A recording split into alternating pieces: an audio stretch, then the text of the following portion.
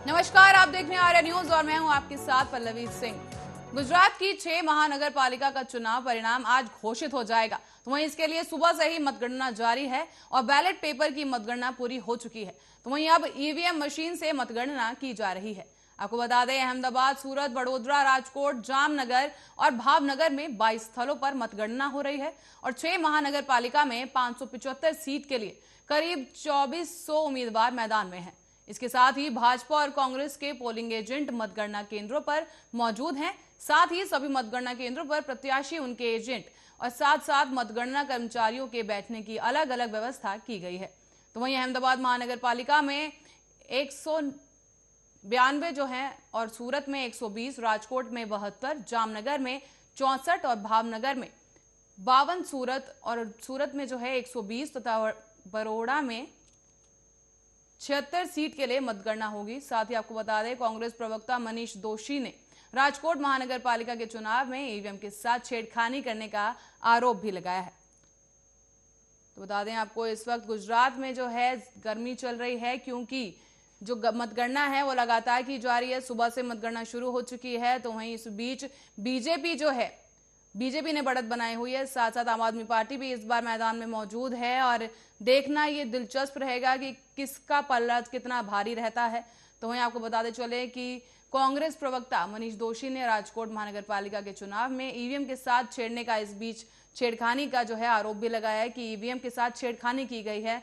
तो वहीं अब देखना यह होगा कि आखिर कितने वोट किसके हिस्से में आ पाते हैं और किस तरह से गुजरात का जो चुनाव है वो रुख तय करता है, किस पार्टी को जीत मिलती है, किसकी बढ़त होती है, ये देखना काफी दिलचस्प रहेगा। आपको बता दें, 6 महानगर में जो है चुनाव किए जा रहे हैं और वहां पर नगर निगम के चुनाव हो रहे हैं, जहां पर बीजेपी जो है बढ़त के साथ जो है नजर आई है, उभर कर आई है। आपको बता दें, मतगणना सुबह से ही जारी है, ईवीएम मतगणना भी की जा रही है। इसके साथ ही भावनगर में 22 स्थलों पर मतगणना हो रही है। इसके साथ साथ 6 महानगर पालिका में करीब 575 सीट के लिए करीब 2400 उम्मीदवार इस बार मैदान में हैं।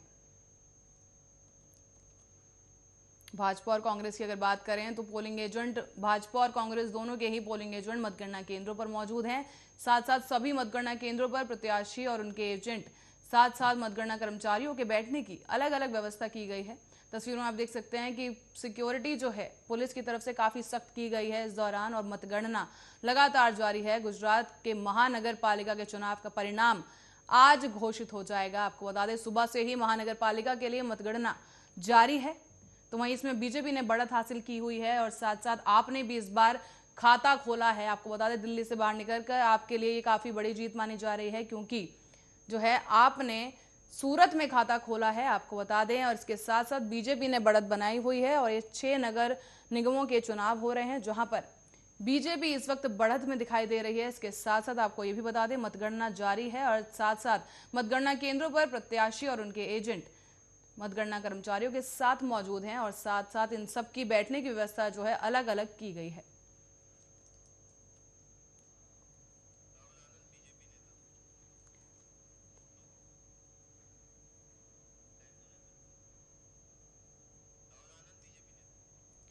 तो इस बारे में ज्यादा चर्चा के लिए हमारे साथ मौजूद हैं राहुल आनंद जी, जो कि बीजेपी प्रवक्ता हैं।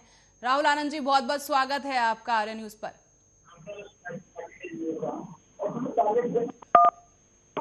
हेलो जी राहुल आनंद जी, बहुत बहुत स्वागत है आपका आर्या न्यूज पर। जी नमस्ते। बीजेपी जिस तरह से उभर के सामने आई है गुजरात में, क्या लगता है कितनी सीटों पर जो है जीत हासिल कर पाएगी? देखिए, अभी तक तो जो जीत आई है वो अभी आगे भी बढ़ने वाली है, क्योंकि जो भी उस वहाँ के 80 सीटें हैं, अब तक का तो रुझान तो 6-7 पे ही अभी देखने को मिला है।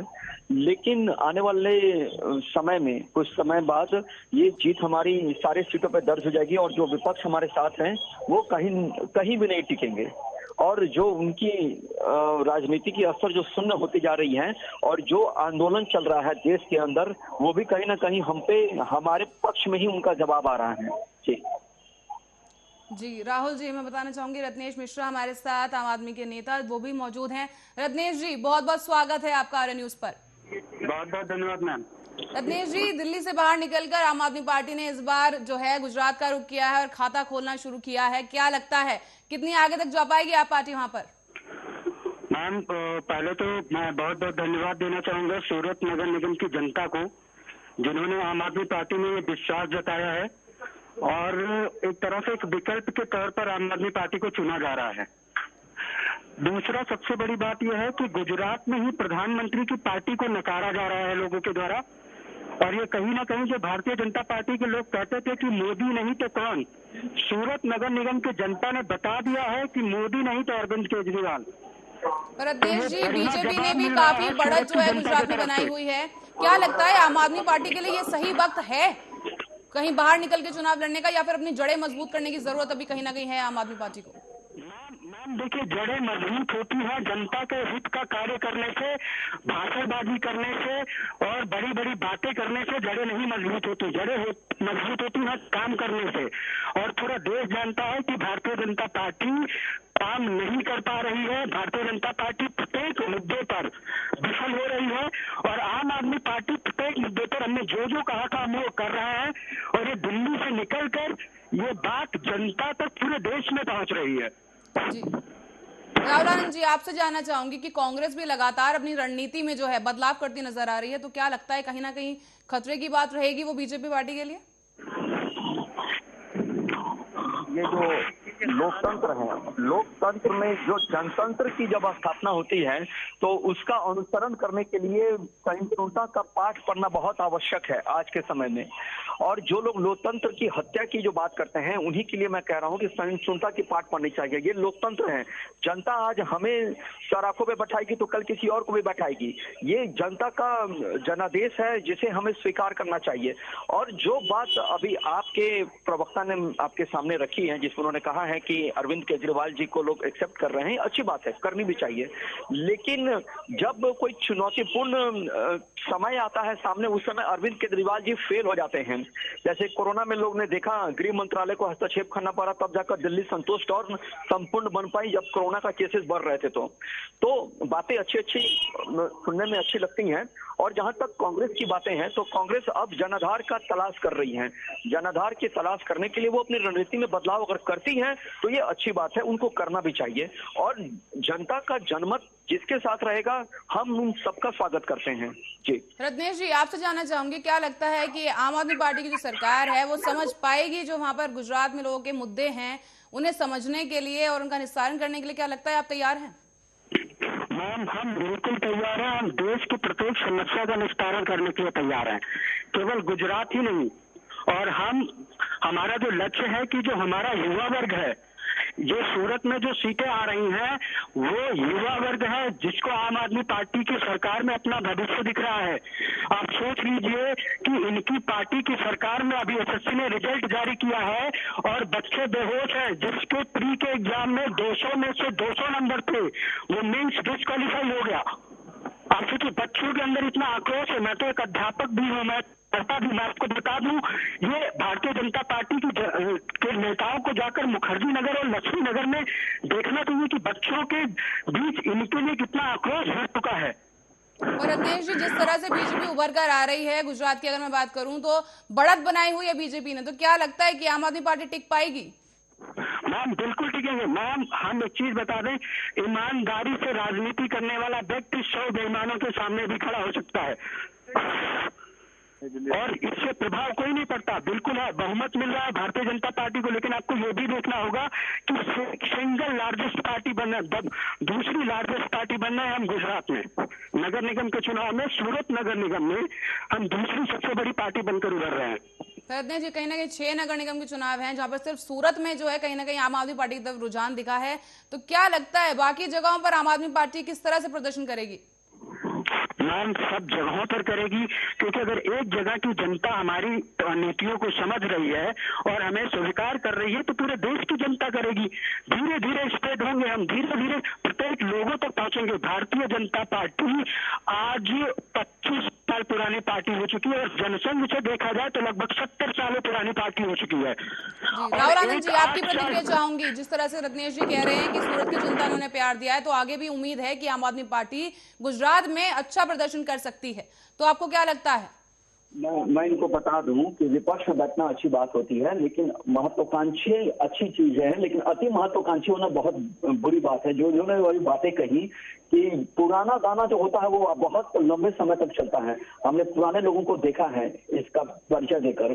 तो जहां तक इनकी जो रुझान आ रही है, सीट कितने ला पाते हैं ये शाम तक क्लियर हो जाएगा।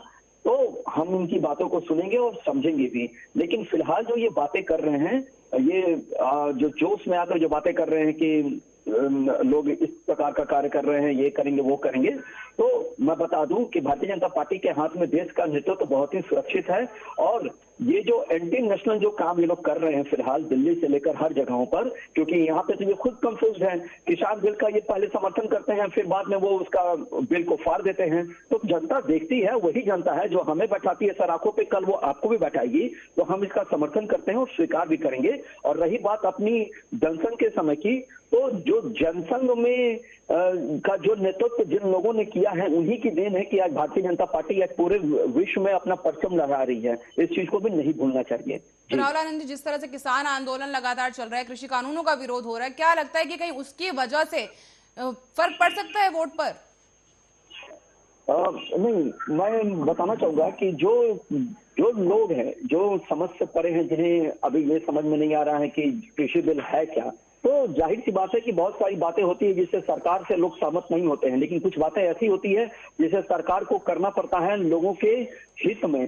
तो जो हित की बातें होती है, तो उसमें कहीं अगर थोड़ा मोड़ा नुकसान तो सहना पड़ता है। तो ये जनता का एक फैसला है जो हम लोगों को स्वीकार रहेगा। जी, पर कहीं ना कहीं आम आदमी पार्टी का भी रास्ता खुल चुका है गुजरात की, अगर मैं बात करूं तो क्या लगता है बीजेपी को कहीं ना कहीं डरने की जरूरत है इस बात से? क्योंकि आम आदमी पार्टी लगातार किसानों के साथ भी समर्थन में खड़ी नजर आई है और धीरे धीरे जो जनता का विश्वास है आम आदमी पार्टी की तरफ बढ़ता जा रहा है। तो क्या लगता है बीजेपी को उसके लिए क्या कुछ सतर्क रहने की जरूरत है, या क्या कुछ ऐसी प्लानिंग करने की जरूरत है जो अपनी पकड़ मजबूत बना सके? देखिए, जो दिल्ली में जो आप पार्टी की सरकार है, तो अभी पहले वो दिल्ली को ठीक से संभाल सके। अभी दिल्ली संभालने में उनको बहुत समस्या आ रही है। उसके बाद देखेंगे कि वो गुजरात कैसे संभालेंगे, यूपी भी में आने वाले हैं वो। तो वो अपनी रणनीति बनाए, लोकतंत्र है, रणनीति बनानी चाहिए और आनी भी चाहिए लोगों के बीच में।